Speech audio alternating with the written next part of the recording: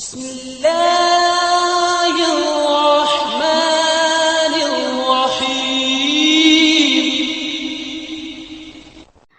वालेकुम एवरीवन। आज हम न्यू एक्सरसाइज स्टार्ट करेंगे चैप्टर नंबर 9, जो कि हमारे पास पेज नंबर 397 पे मौजूद है। कहने को तो ये नई एक्सरसाइज है, मगर काम हमें पुराना वाला करना है। यानी क्या कि हमें equation of tangent and equation of normal मालूम करना है। जैसे हमारे पास क्वेश्चन में थोड़ी बहुत चेंजेस हैं, जैसे कि यहाँ पे इन्होंने हमें मेंशन किया हुआ है कि जो इन्होंने हमें इक्वेशन क्वेश्चन में दी है वो हमारे पास एलिप्सॉइड की है। तो हमारे पास क्या गिवन है, x square plus 4y square plus z square is equals to 36 और पॉइंट्स क्या गिवन है 2, -2, 4। तो हमने जस्ट क्या किया कि इस 36 को उठा के इस इक्वेशन के इस तरफ ले आए, जो कि माइनस का 36 बन गया, और इसे हमने कंसिडर कर लिया f of x, y, z के बराबर। फिर उसके बाद हमने क्या किया, वही तमाम सेम स्टेप्स को हम रिपीट करेंगे। यानी कि सबसे पहले हम इक्वेशन को विद रिस्पेक्ट टू x, फिर with respect to y and with respect to z। जी हाँ, यहाँ पे हम विद रिस्पेक्ट टू z भी डेरिवेटिव निकालेंगे। क्यों? क्योंकि लास्ट टाइम जब हमारे पास क्वेश्चन गिवन था तो हमारे पास z is equals to x and y की फॉर्म में था, लेकिन यहाँ पे हमारे पास तीनों वेरिएबल्स एक ही साइड पे मौजूद हैं, जो कि हमारे पास इसके बराबर हैं। तो इस वजह से हम x, y एंड z तीनों की सूरत में डेरिवेटिव निकालेंगे। तो जब हम इसको with respect to x derivative करेंगे तो हमारे पास सिर्फ एक ही टर्म है जिसमें हमारे पास x मौजूद है, तो वो क्या निकल के आएगा 2x।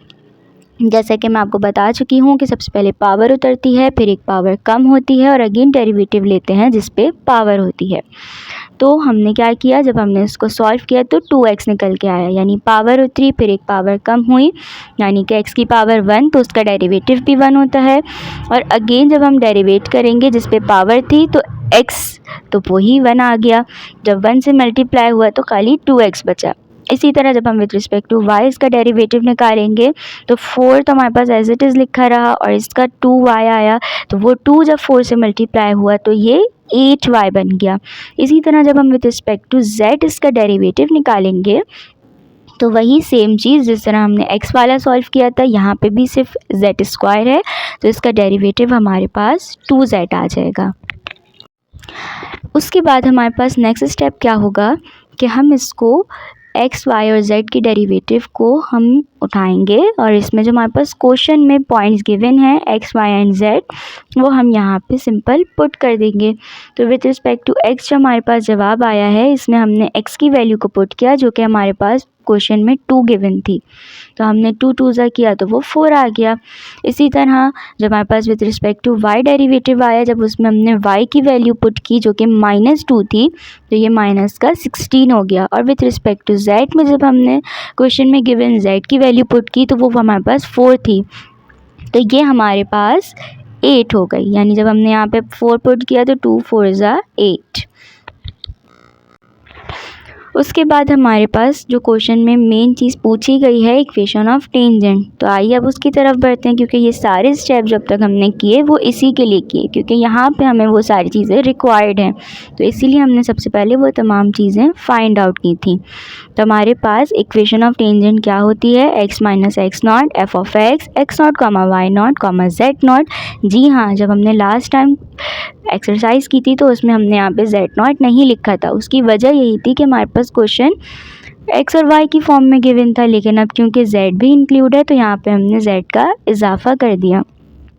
और उसके बाद आगे बढ़ते हैं, plus y minus y not f of x not y not z not.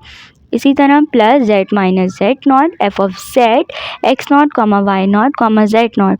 जब अगर आपको याद हो तो लास्ट एक्सरसाइज में हमने ये चीज़ नहीं लिखी थी, क्योंकि हमारे पास z नहीं था तो इसलिए उसका डेरिवेटिव भी नहीं निकाला था, तो इसलिए ये चीज़ वहाँ पे नहीं लिखी थी। लेकिन अब क्योंकि z मौजूद है तो इसलिए ये चीज़ हमने यहाँ पे लिखी है। उसके बाद हमने इसको इक्वल्स टू ज़ीरो ले लिया और फिर हमने क्या किया कि वो तमाम वैल्यूज़ हमने यहाँ पे पुट कर दी, यानी कि x नॉट, y नॉट और z नॉट जो कि क्वेश्चन में गिवन है वो हमने x नॉट, y नॉट और z नॉट की जगह पुट कर दिए। और with respect to x, with respect to y and with respect to z जो हमारे पास डेरिवेटिव निकल के आए हैं हमने उनको उनकी जगह पे पुट कर दिया, यानी with respect to x, with respect to y and with respect to z हमने आंसर जो आए थे वो यहाँ पे पुट कर दिए। अब सिंपल हमने आगे इनको ब्रैकेट को सॉल्व किया, जब हमने 4 को अंदर मल्टीप्लाई कराया तो 4x माइनस 8 आ गया। जब -16 को मल्टीप्लाई करवाया तो माइनस का 16y माइनस 32 और जब 8 को अंदर मल्टीप्लाई करवाया तो plus 8z minus 32 is equals to 0। फिर सिंपल हमने सबसे पहले x वाली टर्म, फिर y वाली टर्म, फिर z वाली टर्म को लिखा एंड रिमेनिंग जो हमारे पास कॉन्स्टेंट्स थे उन्हें हमने आपस में सॉल्व किया तो माइनस का 72 आ गया। वैसे तो हमारे पास ये भी जवाब बिल्कुल सही है, लेकिन इक्वेशन को एक रिड्यूस फॉर्म में लिखते हैं क्योंकि वो अच्छा लगता है, डिसेंट लगता है। तो हमने क्या किया कि डिवाइड 4 करवा दिया तमाम टर्म्स को। तो जब हमने 4 से डिवाइड करवाया तो ये हमारे पास जवाब निकल के आ गया। अब हम क्वेश्चन के सेकंड पार्ट की तरफ बढ़ते हैं जिसमें हमें इक्वेशन ऑफ नॉर्मल फाइंड करने को बोला गया है। तो हमने इक्वेशन ऑफ नॉर्मल का फॉर्मूला लिखा x minus x naught upon f of x naught comma y naught comma z naught is equals to y minus y naught upon f of y x naught comma y naught comma z naught is equals to z minus z naught upon f of z x naught comma y naught comma z naught लिख दिया। उसके बाद हमारे पास जो x not, y naught and z nought की values question में given थी वो तमाम वैल्यूज़ हमने इनकी जगह पुट कर दी। और जो अभी हमने f ऑफ x का डेरिवेटिव यानी कि with respect to x, with respect to y and with respect to z जो डेरिवेटिव निकाला था वो हमने इनकी जगह पे पुट कर दिया। उसके बाद हमने सिंपल वही वाली बात कि यहाँ पे भी हमारा क्वेश्चन ख़त्म हो जाता है, लेकिन इसको डिसेंट फॉर्म में लिखने के लिए डिवाइड बाय 4 ऑल साइड करवा दिया। तो ये हमारे पास एक अच्छी सी शक्ल में जवाब निकल के आ गया। तो अब हम बढ़ते हैं क्वेश्चन के सेकंड पार्ट की तरफ जिसमें हमारे पास जो इक्वेशन गिवन है वो किसकी है, द कोन। तो हम कोन की इक्वेशन को सॉल्व करेंगे। X square plus 2z square is equals to y square और पॉइंट्स क्या गिवन है 1, 3, -2। तो अब हमने क्या किया कि तमाम टर्म्स को एक ही साइड पे लिख दिया कि सबसे पहले हमने x वाली टर्म लिखी, फिर y वाली टर्म को इधर से उठा के इधर ले आए तो ये पॉजिटिव से नेगेटिव बन गई, यानी कि इसकी साइन चेंज हो गई और प्लस का 2z square as it is. और ये सब किसके बराबर है, f of x, y, z। फिर हम तमाम स्टेप्स को रिपीट करेंगे जिस तरह हमने प्रीवियस पार्ट में किया था कि सबसे पहले हम इसको with respect to x derivative इसका निकालेंगे तो वो हमारे पास 2x निकल के आएगा। फिर जब विथ रिस्पेक्ट टू y इसका डेरिवेटिव निकालेंगे तो क्योंकि वो नेगेटिव टर्म है तो नेगेटिव साइन भी हमारे पास जवाब में आएगा जो कि हमारे पास 2y हो जाएगा। और जब विथ रिस्पेक्ट टू z इसका डेरिवेटिव निकालेंगे तो वो हमारे पास 2z आएगा, लेकिन यहाँ पे पहले से एक 2 मौजूद था तो वो उससे मल्टीप्लाई होके 4z हो जाएगा। उसके बाद हम क्या करेंगे कि इन तमाम जवाबों में जो पॉइंट्स हमें गिवन हैं वो तमाम हम x, y एंड z की जगह पे पुट कर देंगे। तो उससे क्या होगा कि हमारे पास एक नए जवाब आ जाएंगे जिसमें हम x की जगह पे 1 पुट करेंगे तो 2 आ जाएगा, y की जगह पे 3 पुट करेंगे तो माइनस के 2 से जब वो मल्टीप्लाई होगा तो माइनस का 6 बन जाएगा। और z की जगह पे माइनस का 2 पुट करेंगे तो जब वो 4 से मल्टीप्लाई होगा तो माइनस का 8 बन जाएगा। अब हम क्वेश्चन के अहम हिस्से की तरफ बढ़ते हैं जिसमें हमें कहा गया था कि हमें इक्वेशन ऑफ टेंजेंट निकालनी है। तो इक्वेशन ऑफ टेंजेंट जैसा कि आपको मालूम है x minus x not f of x naught comma y naught comma z naught plus y minus y naught f of y x naught comma y naught comma z naught plus z minus z naught f of z x naught comma y naught comma z naught. तो यहाँ पे हमने क्या किया, उन तमाम values को put कर दिया जो कि हमारे पास x0, y0 और z0 क्वेश्चन में गिवन थे। एंड जो हमने f(x), f(y) एंड f(z) निकाला था, यानी कि डेरिवेटिव किया था with respect to x, y and z, जो जवाब हमारे पास आए थे वो हमने यहाँ पे पुट कर दिए।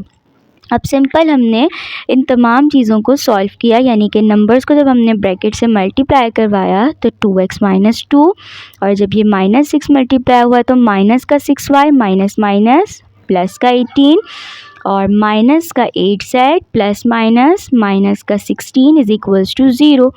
अब हमने सबसे पहले x वाली टर्म, फिर y वाली टर्म, फिर z वाली टर्म लिखी, और जब हमने कांस्टेंट नंबर्स को आपस में सॉल्व किया तो वो हमारे पास ख़त्म हो गए, यानी कि जब माइनस का 2 माइनस के 16 से सॉल्व करेंगे तो वो माइनस का 18 हो जाएगा, तो वो प्लस के 18 से कैंसिल हो जाएगा।